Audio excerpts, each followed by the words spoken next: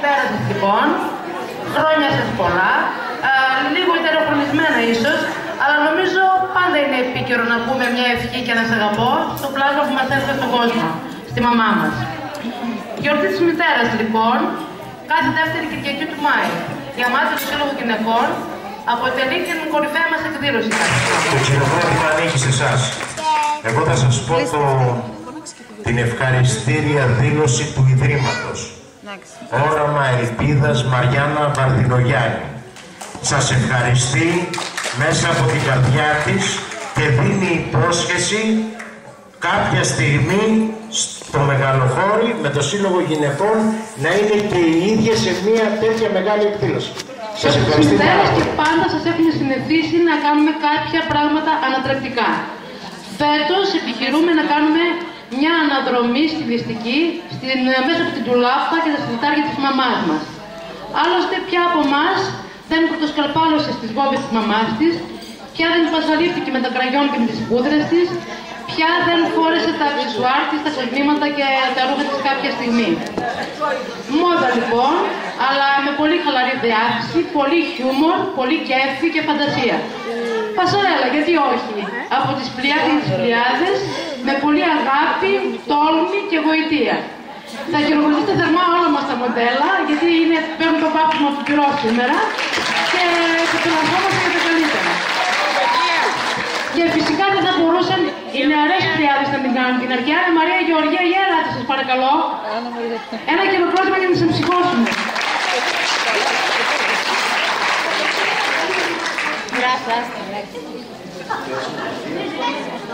Η καλύτερη μαμά του κόσμου, η καλύτερη μαμά του κόσμου, είναι από όλες τις μανούλες η δική μου μαμά, που με παίρνει αγκαλιά και μου δίνει φιλιά. Αχ, πως αγαπάω μαμά. Η καλύτερη μαμά του κόσμου, η καλύτερη μαμά του κόσμου, είναι από όλες τις μανούλες η δική μου μαμά, που με παίρνει αγκαλιά και μου δίνει φιλιά. Αχ, πως αγαπάω μαμά. Στο μυαλό μου είναι πάντα ό,τι κάνω συμβεί, σαν ηρέγα ζωντανά και κάθε στιγμή.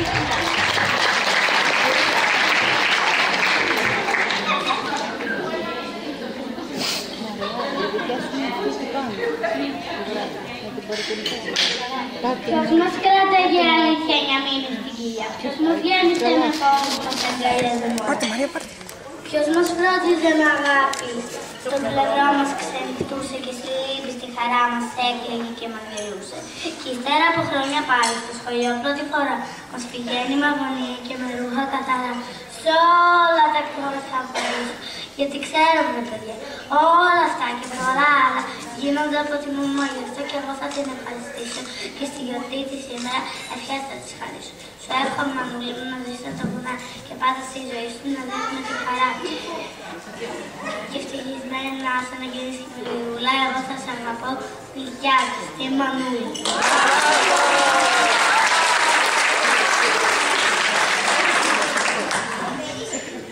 Σήμερα για σένα ντίζουν με το Μάη τα λόγια, για σένα τι τη βίζουν όλα τα πουλιά τραγούδια. Πως γυρνάς και μας φροντίζεις και κουράζεσαι για μας, για μαζικό να γνωρίζεις είναι η μέρα της μαμάς. Κάτι μαμάκα θα σου πω σήμερα στη γιορτή σου, ότι είναι δώρο από το Θεό να είναι το παιδί σου.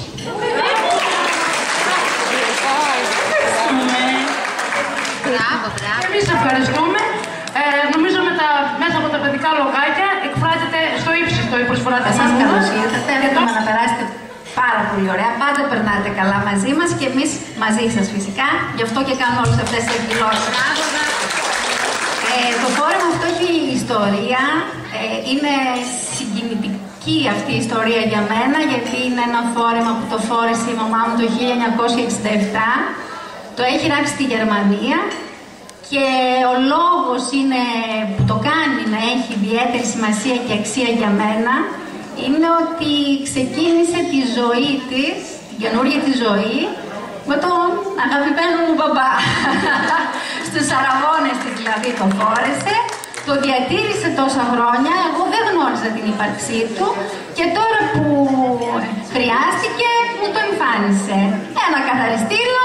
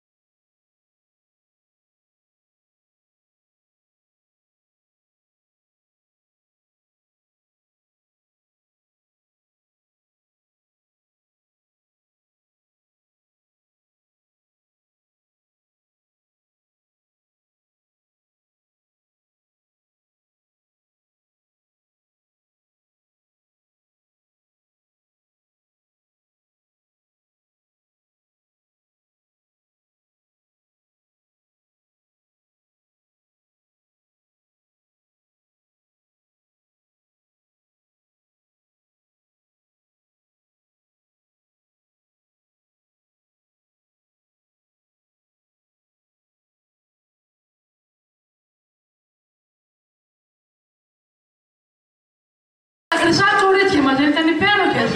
Με λίγη καλή προσπάθεια να τρέξουμε στην δεκαετία του 40. Να είστε καλά, κυρίες μου.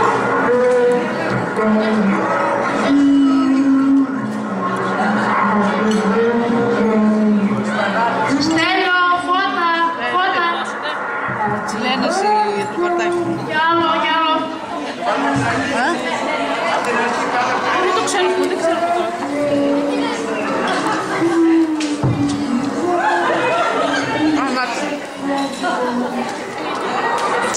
Χαρτάκης. Το έχει η μαμά. Έγινε πάντα, είναι...